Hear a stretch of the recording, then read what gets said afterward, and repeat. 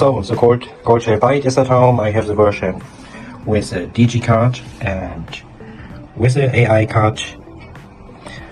And now let's unpack.